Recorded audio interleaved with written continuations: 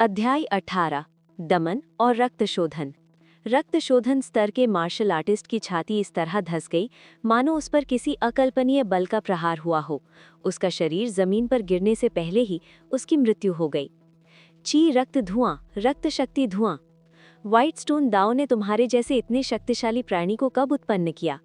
रक्त शोधन के क्षेत्र में शेष 5 मार्शल आर्टिस्ट बेहद स्तब्ध रह गए। ची ब्लड स्मोक, ये एक ऐसी क्षमता थी जिसे रक्त शोधन क्षेत्र के मार्शल आर्टिस्ट साधना के एक निश्चित स्तर तक पहुंचने के बाद प्रकट कर सकते थे। ची रक्त धुएं का प्रकट होना मार्शल आर्टिस्ट की साधना स्तर से संबंधित नहीं था, बल्कि ये तभी प्रकट हुआ जब ची और रक्त को उच्च स्तर तक परिष्कृत किया गया था। इसलिए ची ब्लड स्मोक क्षमता साथ साथ उसी क्षेत्र के भीतर बेजोड़ युद्ध शक्ति का प्रतिनिधित्व करता था। यदि प्रारंभिक स्तर का कोई मार्शल आर्टिस्ट ची ब्लड स्मोक की साधना करने में सफल हो जाता है, तो मध्य स्तर के मार्शल आर्टिस्ट भी उसे हराने में सक्षम नहीं हो सकते हैं। तथापि क्यूई ब्लड स्मोक की साधना करना कठिन था। संपूर्ण श्वेत पत्थर दांव में कोई भी इस स्तर तक पहुंचने में सक्षम नहीं था। क्यूई ब्लड स्मोक के एक शक्तिशाली अभ्यासी के उदय ने स्वाभाविक रूप से उन्हें बहुत चौंका दिया। तथापि गु किंग फेन ने उन्हें सांस लेने का मौका भी नहीं दिया। एक मार्शल आर्टिस्ट को मार गिराने के बाद उसने तुरंत दूसरे पर हमला कर दिया। उस व्यक्ति ने तुरंत प्रतिक्रिया दी और अपनी पूरी ताकत लगाकर गु किंग फेंग के वार को अपनी बाह से रोकने की कोशिश की। दुर्भाग्यवश उनकी शक्ति में बहुत बड़ा अंतर था। सिर्फ एक ही मुक्के से गु किंग फेंग ने उस आदमी की बाह को कई टुकड़ों में चकनाचूर कर दिया। टूटी हुई हड्डियां मांस को चीरती हुई हवा में लटक गईं, जिससे उस आदमी को इतना तीव्र दर्द हुआ कि वो दर्द से चीख उठा। आह! तथापि चीख अचानक बंद हो गई, क्योंकि गु किंग फेंग ने पहले ही उसके सिर के टुकड़े टुकड़े कर दिए थे। सिर विहीन शरीर कुछ बार फड़फड़ाया और फिर हमेशा के लिए शांत हो गया। तभी क्या शेष मार्शल आर्टिस्टों ने सचमुच कोई प्रतिक्रिया दी? ये राक्षस तो भयंकर है, चलो मिलकर इसे परास्त करें, रक्त शोधन क्षेत्र के एक मार्शल आर्टिस्ट ने ठंडे स्वर में कहा।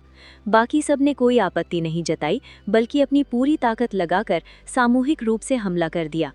बिजली की गति से 2 मार्शल आर्टिस्टों को पल भर में मार गिराने के बाद गु किंग फेंग की प्रदर्शित शक्ति ने उन्हें बुरी तरह भयभीत कर दिया।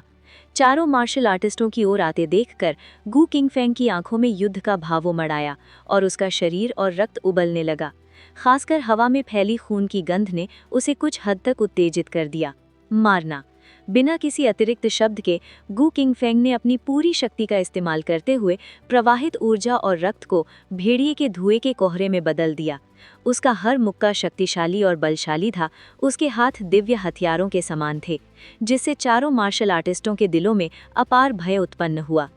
एक संक्षिप्त क्षण में गु किंग फेंग ने अपने नंगे हाथ से एक लंबी तलवार को कुचल दिया।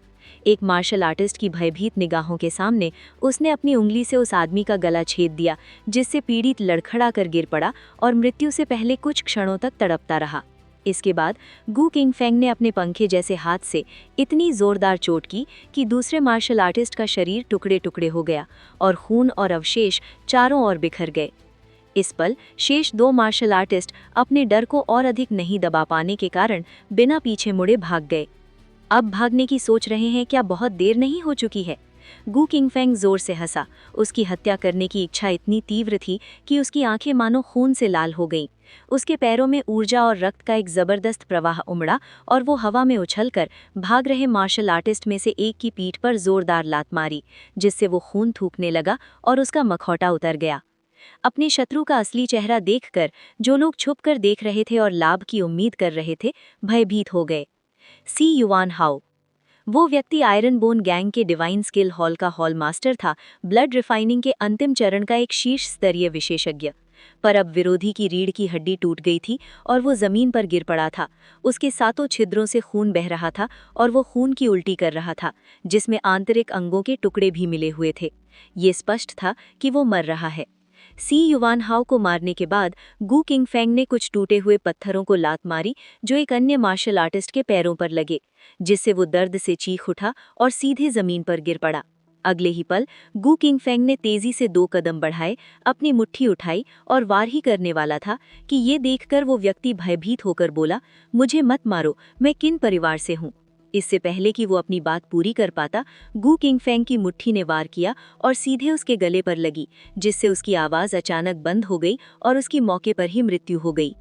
ये सब करने के बाद गू किंगफेंग अपनी मूल जगह पर लौट आया और खून से सना हुआ जकूजी का डिब्बा उठा लिया। बॉक्स खोलते हुए इसके अंदर फायरी सन डिवाइन पाम नामक मार्शल आर्ट तकनीक मौजूद थी। गू किंगफेंग ने उसे अपनी छाती में रखा और फिर वहां से चला गया। उसके जाने के बाद ही दूसरों ने अंधेरे से बाहर आने का साहस दिखाया।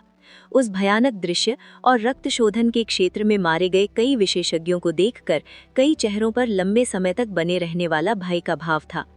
ची रक्त धुआं। आयरन बोन गैंग के हॉल मास्टर सहित 6 रक्त शोधन स्तर के मार्शल आर्टिस्टों को अकेले मार डालने वाला ये निर्दयी व्यक्ति कौन है? भीड़ स्तब्ध रह गई। रक्त शोधन के क्षेत्र के 6 विशेषज्ञों को मारने के बाद, जिनमें से एक अंतिम चरण का शक्तिशाली योद्धा था, इस व्यक्ति की शक्ति निश्चित रूप से रक्त शोधन के क्षेत्र के शिखर पर पहुंच गई होगी, अन्यथा वो ऐसे कैसे हासिल कर सकता था? तभी किसी और ने बचे हुए कुछ शवों के चेहरों से नकाब हटा लिए, जिससे एक बार फिर से भारी हंगामा हो गया। किन परिवार के बुजुर्ग iron bone gang hall master रक्त शोधन के क्षेत्र में निपुण 6 मार्शल आर्टिस्टों में से सबसे कमजोर मध्य स्तर का था और 2 अंतिम चरण तक पहुंच चुके थे। किन परिवार के वरिष्ठ बुजुर्ग किन वे और आयरन बोन गैंग के डिवाइन स्किल हॉल का हॉल मास्टर सी युवान हाओ। ऐसी उपलब्धियां, इससे निश्चित रूप से ये निष्कर्ष निकला कि वो व्यक्ति रक्त शोधन की सर्वोच्च क्षमता वाला व्यक्ति था। इसके अतिरिक्त इतने कम समय में इतने सारे रक्त शोधन क्षेत्र के विशेषज्ञों को मार गिराने के कारण वो निश्चित रूप से रक्त शोधन क्षेत्र के शिखर के भीतर शक्तिशाली श्रेणी से संबंधित होगा। व्हाइट स्टोन दांव के आकाश में बदलाव होने की संभावना है। जमीन पर पड़े शवों को देखकर किसी ने कुछ बुदबुदाया। रक्त शोधन के क्षेत्र के किसी मार्शल आर्टिस्ट का व्हाइट स्टोन दांव में उच्च स्थान होता था और यहाँ कम से कम 10 ऐसे मार्शल आर्टिस्टों का मर जाना, इनमें से किन परिवार और आयरन बोन गैंग दोनों ने ही रक्त शोधन क्षमता वाले 3 योद्धाओं को खो दिया था। इन दोनों प्रमुख शक्तियों के पास मौजूद अपार संसाधनों के बावजूद ये निश्चित रूप से एक विनाशकारी झटका था। व्हाइट स्टोन दांव में इसके बाद होने वाली उथल पुथल का अनुमान कोई भी लगा सकता था। 0 0 0